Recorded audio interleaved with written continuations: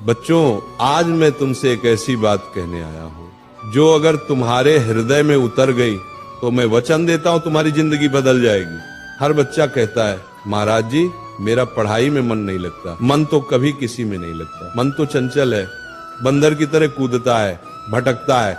उसे पकड़ना ही साधना है और वही साधना स्टडी कहलाती है। पर आज मैं तुम्हें 3 ऐसे सूत्र दूंगा जो अगर तुमने अपनाए तो मन भी वश में होगा और सफलता तुम्हारे चरण चूमेगी। लेकिन एक शर्त है, जो मैं कहूंगा उसे सुनना ही नहीं, जीना भी होगा।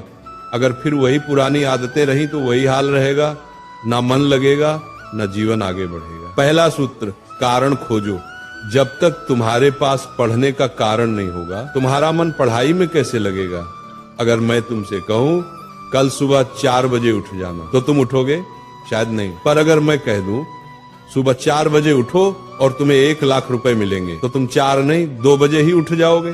क्यों? क्योंकि अब तुम्हारे पास एक कारण है। यही है पहला सूत्र, रीजन बनाओ। क्यों पढ़ रहे हो? क्यों मेहनत कर रहे हो? क्या तुम्हारा कोई सपना है?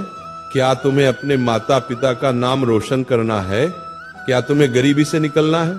जिस दिन तुम्हें अपने आप को पता चल गया, उस दिन से अपने आप रास्ता दिखने लगेगा। फिर न तो आलस रहेगा न मन का बहाना। फिर किताबें भी तुम्हें आकर्षित लगेंगी, क्योंकि अब तुम्हारे भीतर आग जल चुकी होगी। मुझे कुछ बनना है। दूसरा सूत्र, एक समय में एक ही साधना।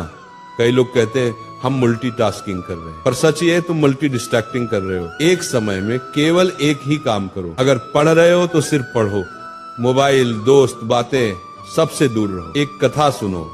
एक व्यक्ति ने 100 जगह 1-1 फुट का गड्ढा खोदा और एक ने एक ही जगह 100 फुट का। पहले वाले को पानी नहीं मिला, दूसरे को स्रोत मिल गया।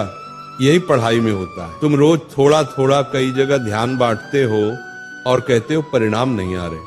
ध्यान बांटने से फल नहीं मिलता, ध्यान केंद्रित करने से वरदान मिलता है। इसीलिए जब पढ़ाई करो तो वही तुम्हारी पूजा हो, वही तुम्हारी साधना हो। पढ़ाई के समय किताबें तुम्हारी माला बने, शब्द तुम्हारे मंत्र बने और एकाग्रता तुम्हारा ध्यान बने। तीसरा सूत्र, डिस्ट्रैक्शन ही पतन का कारण है।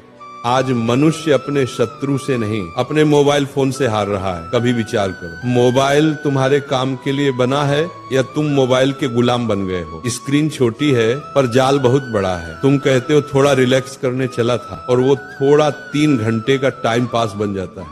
फिर तुम कहते हो मेरा मन पढ़ाई में नहीं लगता। मन कैसे लगेगा?